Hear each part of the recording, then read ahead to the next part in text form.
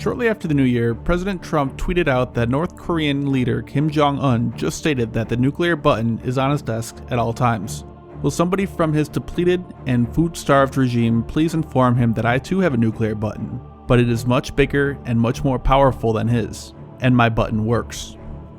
Now, this seems to be much more of a joke than a prelude to war. This is something that Trump has done regularly to rally his supporters, whether he's talking about making the border wall 10 feet higher, or calling for renewed investigations into Hillary Clinton and her aides. But it reminds me of a similar story about President Reagan in the 1980s. President Reagan was known to crack jokes during press conferences, usually about the Soviet Union. For example, the story was an American and a Russian arguing about their two countries, and the American said, look, in my country I can walk into the Oval Office, I can pound the president's desk and say, Mr. President, I don't like the way you're running our country. And the Russian said, I can do that. The American said, you can? He says, yes. I can go into the Kremlin to the General Secretary's office, pound his desk and say, Mr. General Secretary, I don't like the way President Reagan's running his country. In 1984, just a few months away from the US presidential election, Reagan was preparing for his weekly radio address. During a sound check, he joked around by saying, my fellow Americans, I'm pleased to tell you today that I've signed legislation that will outlaw Russia forever. We begin bombing in 5 minutes. The audio was eventually picked up by the Russians, who quickly put their military forces on high alert. Soviet ships sailed eastward out of Vladivostok, coded messages were sent to their fleet, which were reportedly intercepted by the Americans and broken instantly. The message stated that they were to prepare for military action against the US forces. Nothing ever came of President Reagan's joke, and it appears that North Korea has not taken President Trump's tweet as an imminent threat either. But there have been several close calls or misunderstandings that led the world to the brink of nuclear war. One of the most famous examples of this was the Cuban Missile Crisis. In the 1950s, Cuba was a close ally to the United States. This changed in 1959 when Fidel Castro took control of the country. The US tried several times to eliminate Castro and even attempted the infamous Bay of Pigs invasion. Cuba then turned to the Soviet Union for protection. The Soviets began sending ballistic missiles armed with nuclear warheads to the island. Once the US detected the missiles, they initiated a blockade of Cuba, threatening to sink any Soviet ships that were headed toward the country if they did not turn around.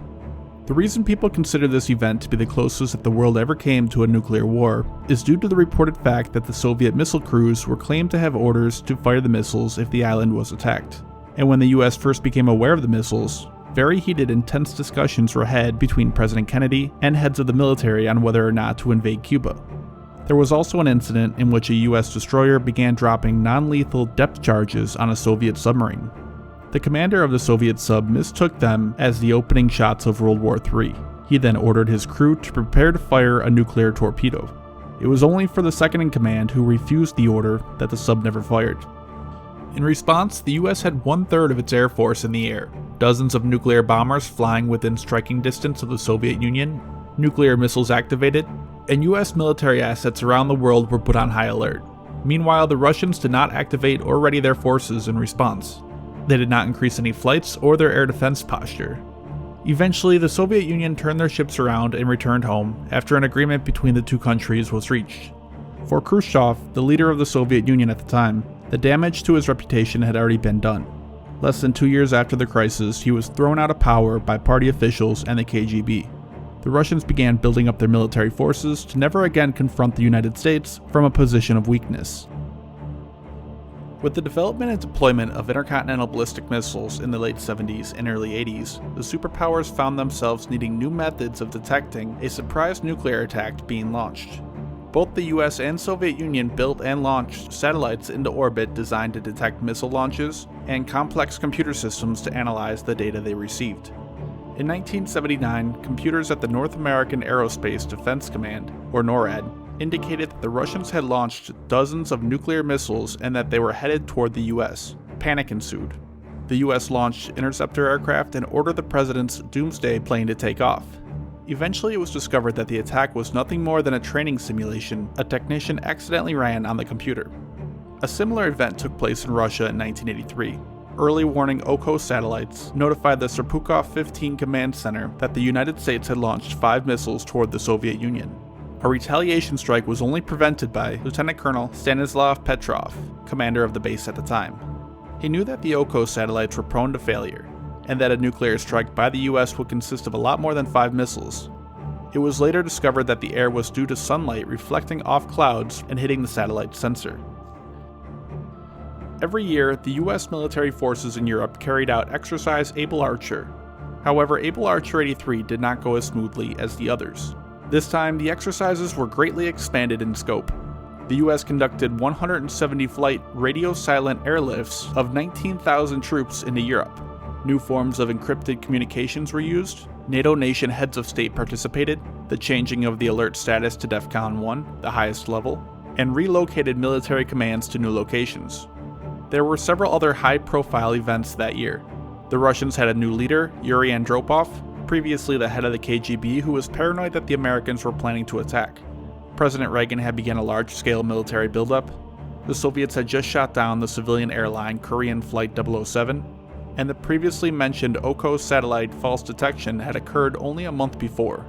From the perspective of the Kremlin, the troop movements and naval deployments were exactly how they envisioned a war would start. 2 years earlier, the KGB began Operation Ryan, in which they greatly increased intelligence activity in order to gauge whether the US was preparing for war, and Able Archer 83 seemed to fit all the signs. As the exercise ramped up in the final few days, the Soviets were convinced that this was a prelude to war. They ordered their forces to go on high alert, readied nuclear missiles, and greatly increased intelligence operations to see if the United States was preparing other aspects of their country for war, like calling on reserve forces and readying hospitals for large numbers of injured. Able Archer ended on November 11th, and the Soviet fears of an attack ended with it. Surprisingly, the US was for the most part unaware of Russia's reaction to the exercise. During the Cold War, the threat of global nuclear war was an ever-present fear, both in the eyes of government officials and their citizens. Despite the collapse of the Soviet Union and the end of the Cold War, the threat still remains present to this day.